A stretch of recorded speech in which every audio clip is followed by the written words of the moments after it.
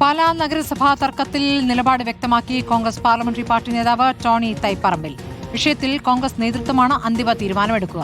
തങ്ങളുടെ ആത്മാഭിമാനത്തെ നേതൃത്വം പരിഗണിക്കുമെന്നാണ് പ്രതീക്ഷ.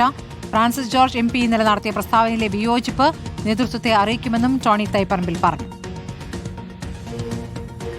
എന്നെ ജയിപ്പിച്ച ജനങ്ങളാണ് എനിക്ക് ഏറ്റവും വലിയ ശക്തി. അപ്പോൾ അവരെ പോലുള്ള ജനങ്ങളുടെ അവർക്ക് വേണ്ട എന്ത് കാര്യമുണ്ടോ അതിനുവേണ്ടി നമ്മൾ ഏതറ്റം വരെ പോകാൻ തയ്യാറാണ്. കാരണം ജയിപ്പിച്ചവർക്ക് വേണ്ടി നമ്മൾ നിൽക്കും. അപ്പം നമ്മൾ ആത്മാഭിമാനമുള്ള കോൺഗ്രസ്സുകാരാണ്. അപ്പോൾ ആ അഭിമാനം ഇവിടെ മണ്ഡലം കമ്മിറ്റി പാസ്സാക്കി നിങ്ങൾ കണ്ടല്ലോ. അപ്പോൾ അത് തീർച്ചയായും മണ്ഡലം കമ്മിറ്റി മുകളിലുള്ള നേതൃത്വത്തിനോട് പറയും. അതനുസരിച്ച് ബാക്കിയുള്ള തീരുമാനങ്ങൾ നേതൃത്വം അറിയിക്കും. നേതൃത്വത്തിന് അനുസരിച്ച് കോൺഗ്രസ് പാർട്ടിയുടെ നയമാണ് നമ്മുടെ നയം.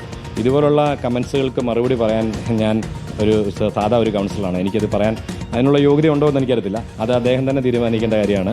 പക്ഷേ നമ്മുടെ കോൺഗ്രസിൻ്റെ നേതൃത്വത്തിനോട് എനിക്ക് പറയേണ്ട കാര്യങ്ങൾ അദ്ദേഹത്തിന് അവരെ അവതരിപ്പിക്കും. അത് അവർ UDF മുന്നണിയായിട്ട് അത് ചർച്ച ചെയ്യുമെന്നാണ് എൻ്റെ ആത്മവിശ്വാസം. അഖിൽ കെ വിവരങ്ങൾ നൽകും. Akhil, good morning. ഇപ്പോൾ പാലാ ഭരണം തൃശങ്കുവിലാണ്. എന്താണിപ്പോൾ കോൺഗ്രസ് നേതാവ് പ്രതികരിച്ചതിന്റെ അർത്ഥം? എന്താണ് ഈ വിഷയത്തിൽ ഫ്രാൻസിസ് ജോർജ് MP നടത്തിയ വിമർശനം?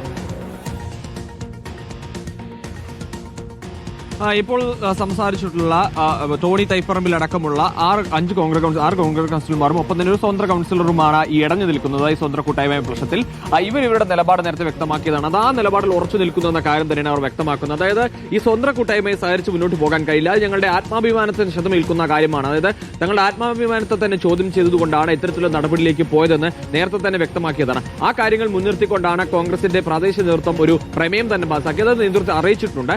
തങ്ങളുടെ ആത്മാഭിമാനത്തെ സംരക്ഷിക്കുന്ന തരത്തിലുള്ള നടപടി സംസ്ഥാന നേതൃത്വത്തിന്റെ ഭാഗത്തും ഉണ്ടാകുമെന്ന പ്രതീക്ഷയിൽ തന്നെയാണ് അവർ മുന്നോട്ട് പോകുന്നത്. അതായത് അവിശ്വാസ പ്രമേയം വരുമ്പോൾ എതിർചേരിയിലേക്ക് അല്ലെങ്കിൽ ഇവരെ സ്ഥാനത്തുനിന്നും മാറ്റുന്ന തരത്തിലേക്ക് വോട്ട് ചെയ്യാനുള്ള ഒരു രീതിയിലേക്ക് കാര്യങ്ങൾ പോകും എന്ന സൂചന തന്നെയാണ് എന്തായാലും അവർ നൽകുന്നത്. പക്ഷേ ഇപ്പോഴും അതിലൊരു വ്യക്തത ഇനിയും വരേണ്ടതുണ്ട്. കാരണം കോൺഗ്രസിന്റെ തീരുമാനം അല്ലെങ്കിൽ സംസ്ഥാന നേതൃത്വ തീരുമാനം ഈ വിഷയത്തിൽ വളരെ പ്രധാനപ്പെട്ടതാണെന്നാണ്. 21-ാം തീയതിയാണ് ഈ അവിശ്വാസ പ്രമേയ നോട്ടീസ് അല്ലെങ്കിൽ ഈ പാലാ നഗരസഭയിലേക്ക് എത്തുക. 21-ാം തീയതിയാണ്.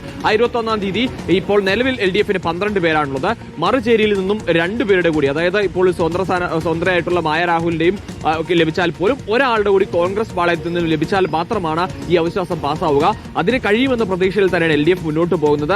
അതിനൊപ്പം നിൽക്കണം എന്നൊരു പറയാതെ പറഞ്ഞു വെക്കുക തന്നെയാണ് എന്തായാലും കോൺഗ്രസ് കൗൺസിലർമാർ ചെയ്യുകയും ചെയ്തു. ഒപ്പം തന്നെ ഇന്നലെ ഫ്രാൻസിസ് ജോർജ് MP നടത്തിയ പരാമർശം അതിൽ കടുത്ത വിയോജിപ്പ് ഇവർക്കുണ്ട് എന്നുള്ളത് തന്നെയാണ്. കാരണം ഇന്നലെ ഫ്രാൻസിസ് ജോർജ് MP പറഞ്ഞിരുന്നത് ഈ കൗൺസിലർമാരുടെ അവരുടെ ഒരു പക്വതക്കുറവ് അല്ലെങ്കിൽ അവരുടെ എക്സ്പീരിയൻസ് കുറവ് കൊണ്ടാണ് ഇപ്പോഴുള്ള പ്രശ്നങ്ങൾ ഉണ്ടായത്. ഇത് ഒഴിവാക്കേണ്ടതായിരുന്നു എന്നുള്ളതാണ്. ഈ വിഷയം എന്തായാലും നേതൃത്വത്തെ മുകളിലുള്ള നേതൃത്വത്തെ ഈ വിഷയം അറിയിക്കും. അതിലെ വിയോജിപ്പ് അവരെ അറിയിക്കും എന്നുള്ള കാര്യം തന്നെയാണ് അവർ വ്യക്തമാക്കുകയും ചെയ്യുന്നത്.